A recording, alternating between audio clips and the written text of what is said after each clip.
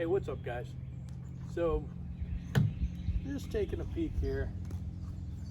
Got a little something that's coming here to the house either this weekend or Monday next week. And it has a lot to do with Krystal here and this portion of the truck. So I know you know from seeing it before, this is a spring suspension.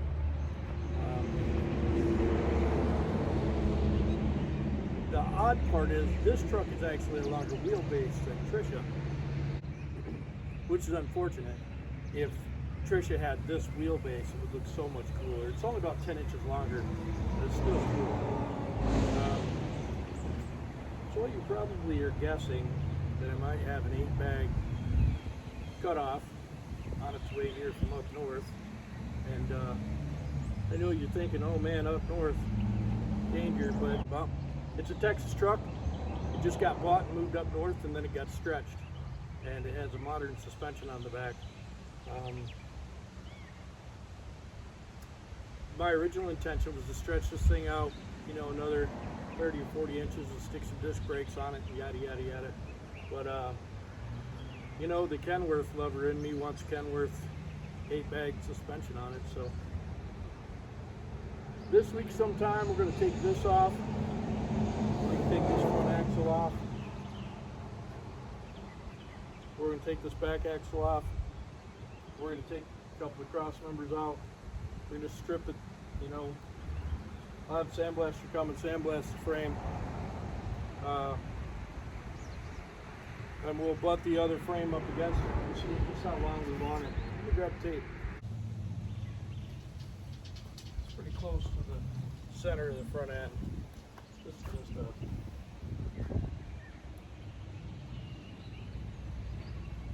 I'm going to say this thing is about 202 inches.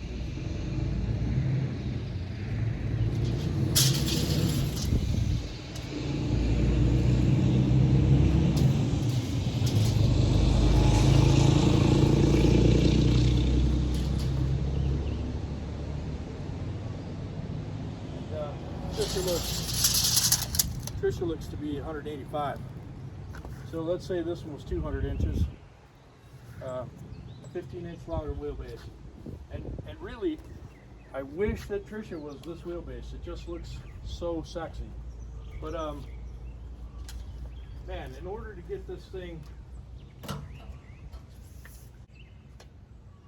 I don't want this thing 260-inch wheelbase. I think it'll be too long. But I only want to do the stretch one time. So what I may do is I may make it 260-inch wheelbase. And weld it on. And if I don't like it, I can always snatch loose the mounts and move the rear diffs to wherever I want them, and then recut the back of the frame. So that's a lot easier than putting it on and going, oh man, you know, I really wish it was 260-inch wheelbase, and then having to cut the frame again and scab another piece in. This moving the hangers is a way better idea.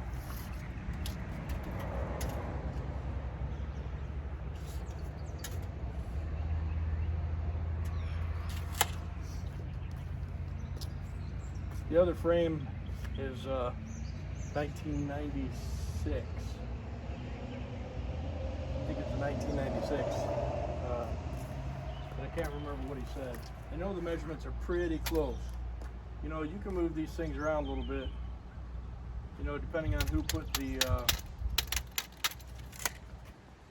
cross members in. This could be off, you know, a 1/4 of an inch or whatever.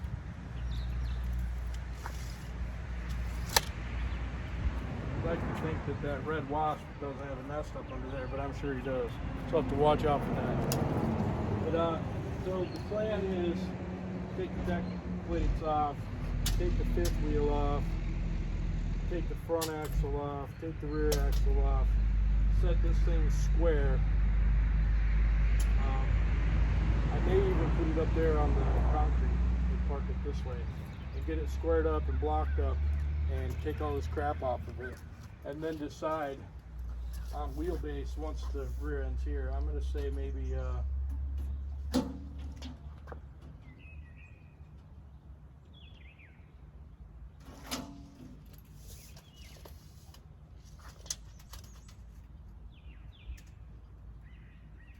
looks like this about 52 inches center to center.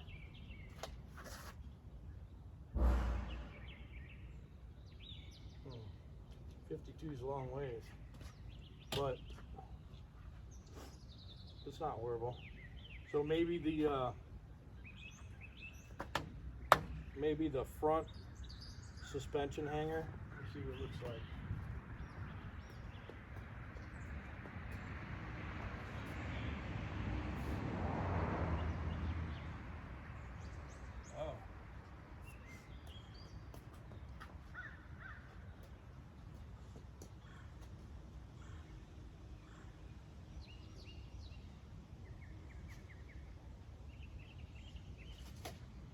So actually it's a lot easier because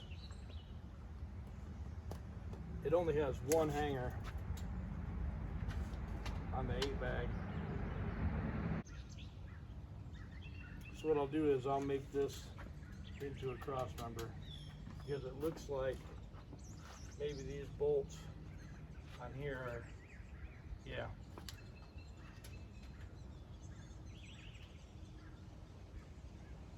Yeah, so these bolts right here will make a good cross member. So what I'll do is I'll stretch it 48 inches. So after this is off and these are off, I'll cut the frame right here, and I'll attach the new frame on here. Now the new frame is cut on a 45 or a 35. I can't tell from the picture, but the new frame's cut on an angle. So that'll be interesting. I'll have to match that cut. I'll make a jig to match that cut, and then I'll just slide it on this frame, mark it even on both sides, and cut it, and then it should just scoot right together and be done. There shouldn't be a whole lot of mumbo jumbo. I'll clean the frame all up. I'll get the other ones tagged on. I'll take all the air lines off, and I'll have this whole frame sandblasted, primed, and painted.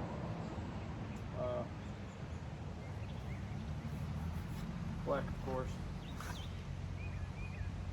Also, I did want to put Hub Pilot wheels on, but this frame, even though it's a 96, this new frame comes with stud pilots, so no win there.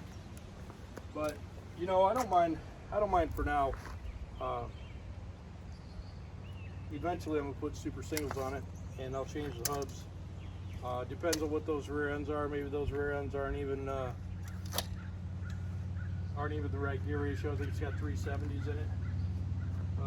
370s might be a little steep for Detroit. Not. Let's see here. Also, take this little tank off. I'm going to take this cab thing. You know, I've been fighting this cab sitting down on here, but you know, I'm going to put an air ride cab on this truck anyway, so I'll move that rear pad to wherever I feel I need to. Let me move you up there, since we're on a little bit of a roll. Window guy should be back pretty soon, but so let's see. So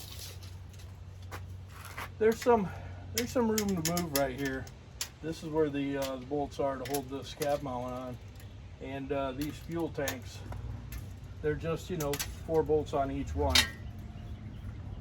So what I think I'm going to do is I think I'm going to move the fuel tanks back a little bit.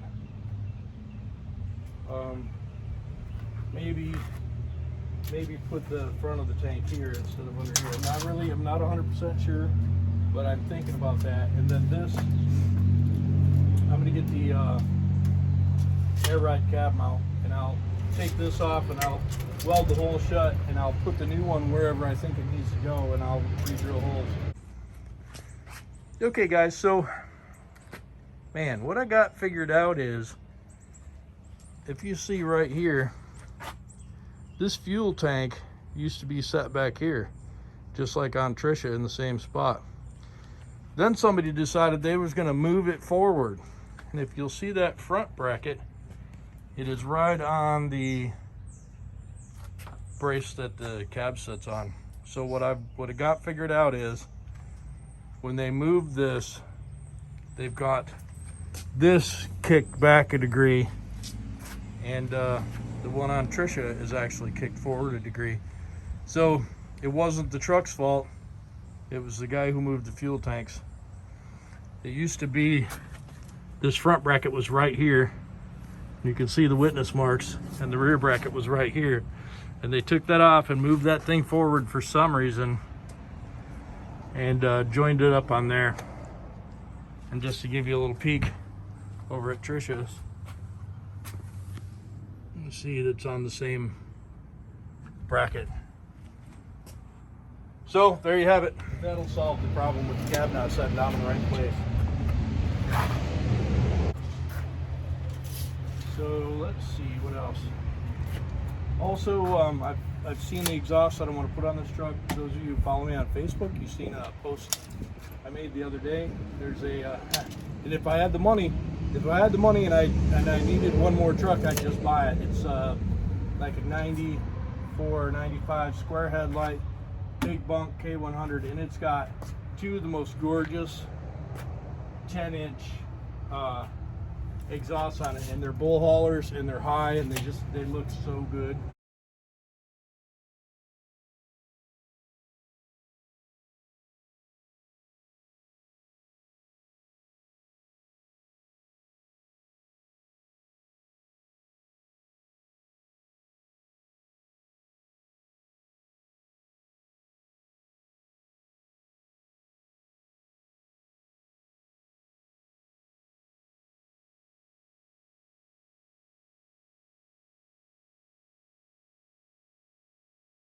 This truck will have 10-inch bull haulers. I'm also thinking about 4 turbos on the 12V92. I'm making a video of the 12V92 right now. Just some moving it around the shop, kind of talking about it. I am planning on, if time permitting, windshields, bath, airbags, bushings, air lines, 7-way, deck plate, new bolts on the 5th wheel, and some of the other stuff on Trisha. If that goes good, swap out the 13-speed out of here into there. Some of you know this truck had a 13-speed originally, and they broke it, so now it's got a straight 9, and it sucks. Kind of hopping around a little bit, but anyways, for Krystal, I'm going to try and get that 12V92 going. I'm thinking about 4 turbos, which would be kind of a cool 4 exhausts. Anyways, here comes the glass guy. So adios for now. Appreciate you coming by. Don't forget to like, comment, and subscribe. And if you subscribed while watching this video, put a comment down below that says, hey, I subscribed. And in my next video, I'll try and mention you, because I really do appreciate you subscribing. Talk to you later. Bye.